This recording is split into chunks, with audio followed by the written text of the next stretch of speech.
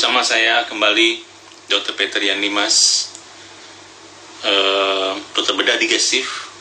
Saya dokter bedah yang memperdalam atau menjalani keahlian di bidang sistem pencernaan, dan hari ini saya akan berbicara mengenai suatu penyakit yang sebenarnya sangat umum, ya, banyak sekali terjadi, yaitu usus buntu, peradangan usus buntu.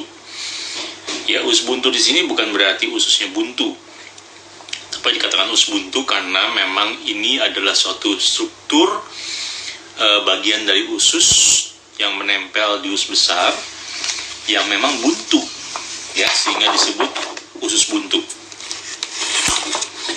Ini adalah usus buntu, ya. Jadi dia menempel di usus besar. Ini adalah usus besar kita. Ya, dia menempel di sini. Dia menempel di usus besar kita.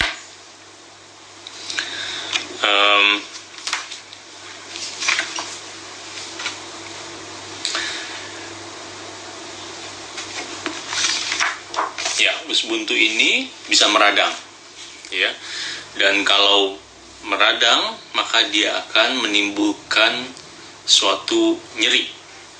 Ya, nyerinya khasnya adalah menjalar dari ulu hati ke kanan bawah. Ya. Ya, sebentar ya.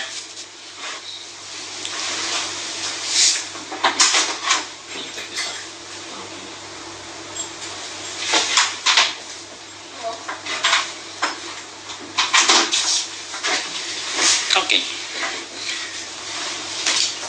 Ya. Baik. Nah, pertanyaannya yang hari ini adalah trick questionnya sebenarnya adalah, apakah usus buntu bisa sembuh dengan obat tanpa operasi? Ya.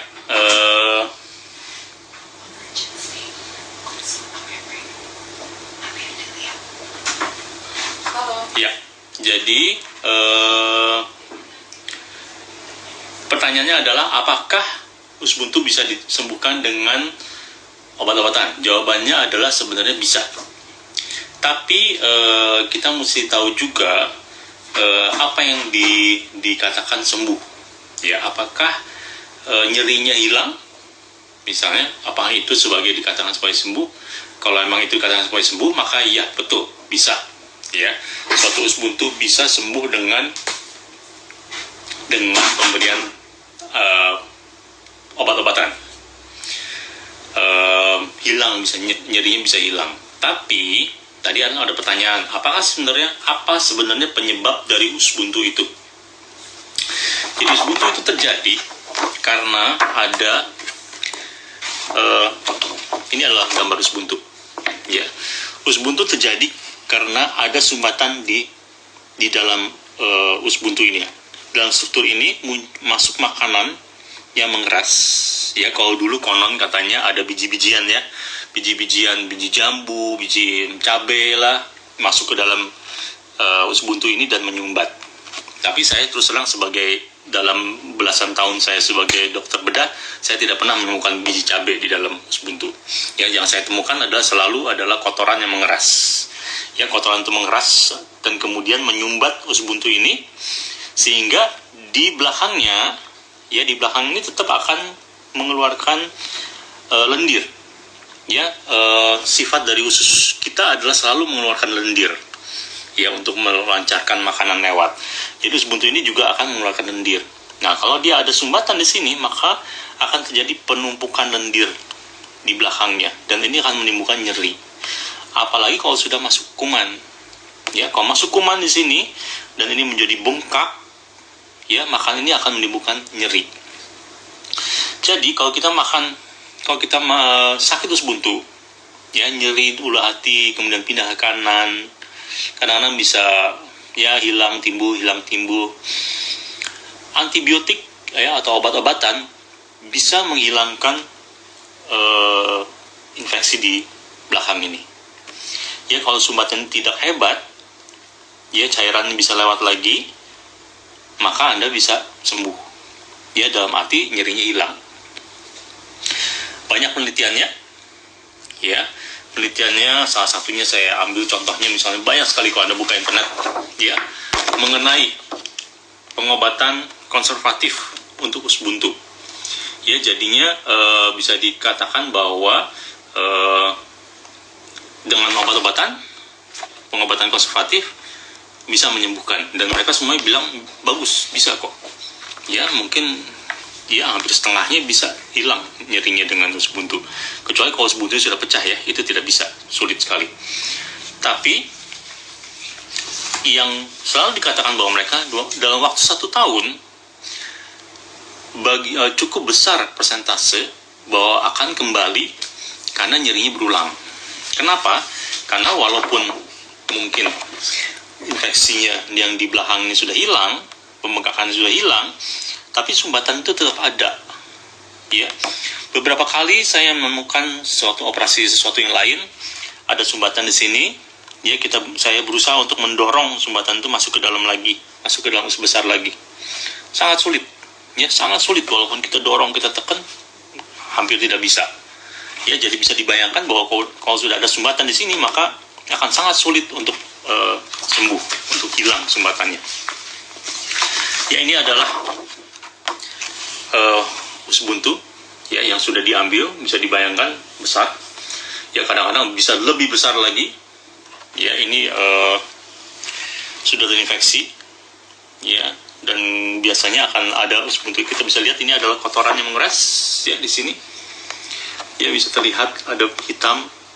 Ya, ini adalah kotoran mengeras yang menyumbat. Ya, ini adalah biang keladinya. Ya, jadi infeksi yang menimbulkan pembengkakan usus buntu ini bisa hilang dengan antibiotik. Apalagi antibiotiknya Anda dirawat, dikasih infus, antibiotiknya kuat, Anda bisa sembuh. Baru beberapa hari lalu saya ada pasien, sudah saya siapkan untuk operasi, saya berikan antibiotik yang kuat. Tiba-tiba pasiennya ragu-ragu, dia minta mundur sehari, dan ternyata dalam sehari dia membaik. Dia sangat membaik, mulai hilang nyerinya. Tapi selalu saya ingatkan bahwa kalau Anda sekarang sembuh, ada kemungkinan cukup besar bahwa Anda harus balik lagi dalam waktu 1 tahun, kira-kira mungkin 40-50% akan Anda harus datang untuk mendapat terapi lagi. Ya, jadi itu adalah mengenai usus buntu. Nah, yang paling penting sebenarnya, apakah usus buntu itu memang benar usus buntu? Itu yang sebenarnya banyak yang mungkin kurang diperhatikan. Ya, ada beberapa penyakit yang memang bisa mirip dengan usus buntu. Misalnya infeksi di daerah kalau wanita, yaitu ke daerah alat kelamin wanita. Ya, indung telurnya itu sering bermasalah sehingga membuat nyeri yang mirip sekali dengan usus buntu. Atau suatu infeksi yang disebabkan oleh virus, misalnya demam, itu juga sering menyebabkan nyeri perut kanan bawah. Hal-hal ini yang memang harus disingkirkan dulu sebelum kita melakukan operasi usus buntu. Itu yang penting. Bahwa tindakannya nanti operasi atau ada mau coba konservatif dulu, itu mungkin hal-hal yang bisa dipikirkan lebih lanjut. Ya. Nah, untuk mencapai diagnosis tadi, ya, bahwa Anda memang betul-betul berpenyakit usus buntu atau diagnosis Anda sebagai benar-benar usus buntu, itu ada berbagai macam pemeriksaan yang bisa dilakukan. Ya, misalnya dari laboratorium bisa ada hal tertentu seperti sel darah putihnya, ada petanda inflamasi, petanda peradangan seperti CRP misalnya. Kita juga akan mengecek urinnya, apa ada suatu infeksi di saluran kemihnya. Untuk wanita ataupun laki juga kita bisa melakukan suatu pemeriksaan ultrasonografi. Ya, karena ultrasonografi cukup baik untuk melihat kelainan di daerah indung telur wanita.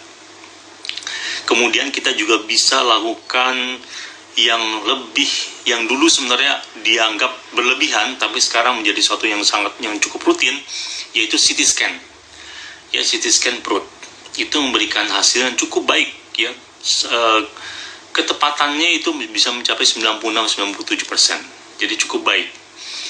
Nah, yang saya sering lihat adalah kalau pasien-pasien datang dengan appendikogram. Ya, ini adalah appendikogram.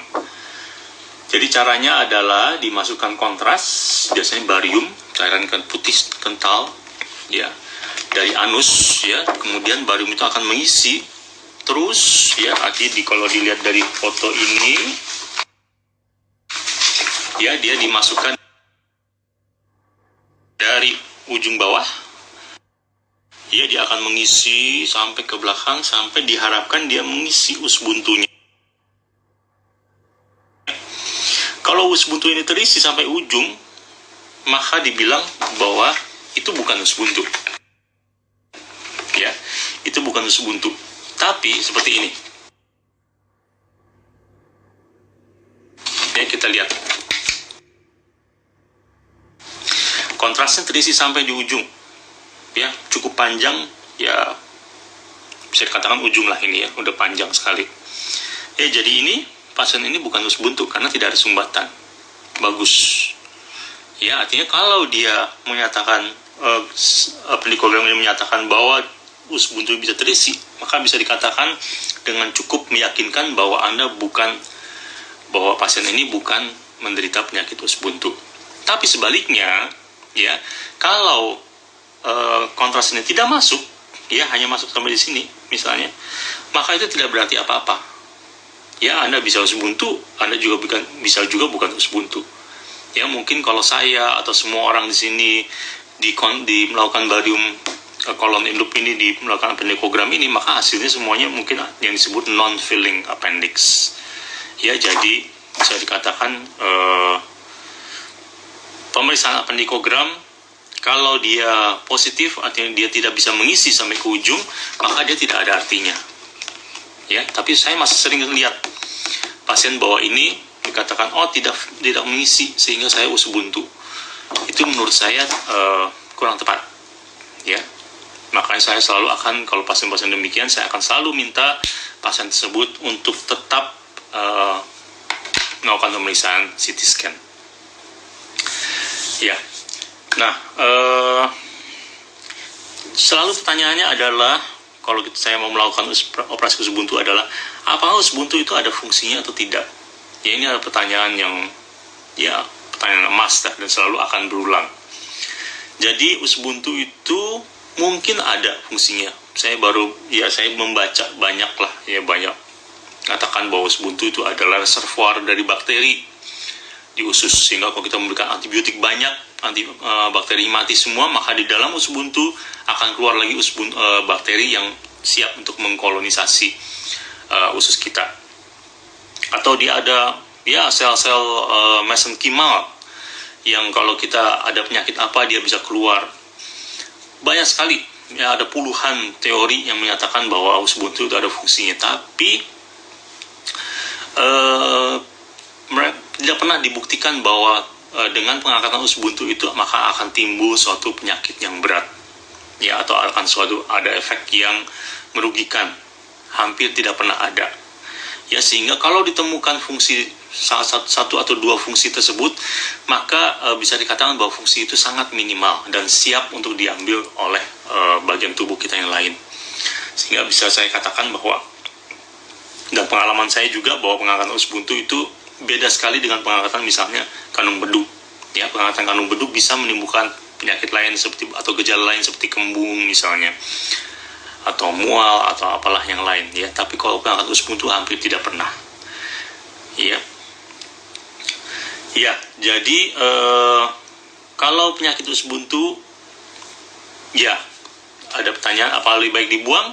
Ya, kalau memang ada gejala, ya memang menurut saya sih lebih baik daripada kita mendam penyakit tersebut, lebih baik dibuang. Pengangkatan us buntu sekarang dilakukan secara laparoskopi, ya, kebanyakan. Jadi bisa dikatakan operasi yang sangat minimal, ya besokannya bisa pulang, nyerinya sangat kecil, tidak banyak menimbulkan peradangan, bahkan sekarang bisa dengan kalau konvensionalnya biasanya dengan 3 luka kecil-kecil, ya, tapi sekarang bisa dilakukan dengan 1, ya. Ini adalah pasien yang sesudah dioperasi. Kita lihat lukanya benar-benar hanya di pusar dan tidak ada luka lain. Ya, dengan 1 luka ini maka kita bisa ambil us buntu, sehingga benar-benar sangat minimal invasif sekali. Ya, us buntu mungkin suatu penyakit yang sangat umum, ya, tidak begitu ya diperhatikan orang, tapi bisa menimbulkan masalah cukup besar, apalagi kalau Anda adalah seorang yang banyak bepergian, ya, karena us buntu itu bisa muncul kapan saja, di mana saja. Kalau Anda pilot, ya, biasanya saya anjurkan kalau Anda sudah mulai gejala-gejala ke arah us buntu, saya biasanya akan anjurkan untuk cepat angkat saja. Atau pasien yang misalnya kerjanya di offshore, ya, di pengeboran tengah laut, sangat dianjurkan untuk angkat us buntunya kalau memang sudah ada gejala yang ya ringan pun, ya. Saya kira untuk us buntu saya tidak banyak bicara lagi, kecuali bahwa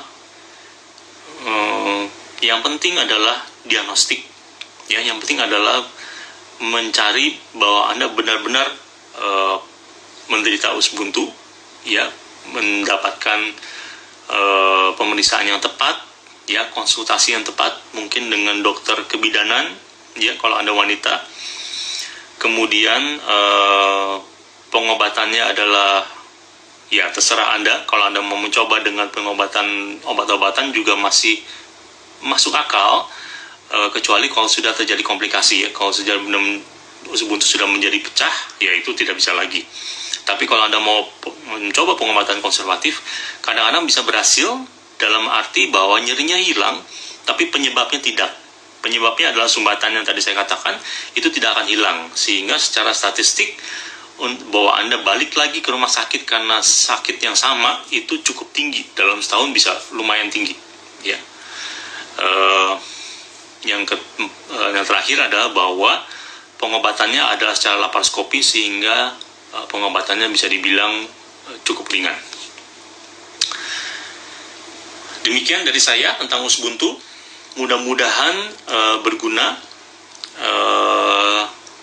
Saya kira itu saja, ya, dan ya mungkin sampai minggu depan kita akan beralih lagi menjadi program bariatrik. Demikian, terima kasih, thank you for joining, sampai ketemu lagi.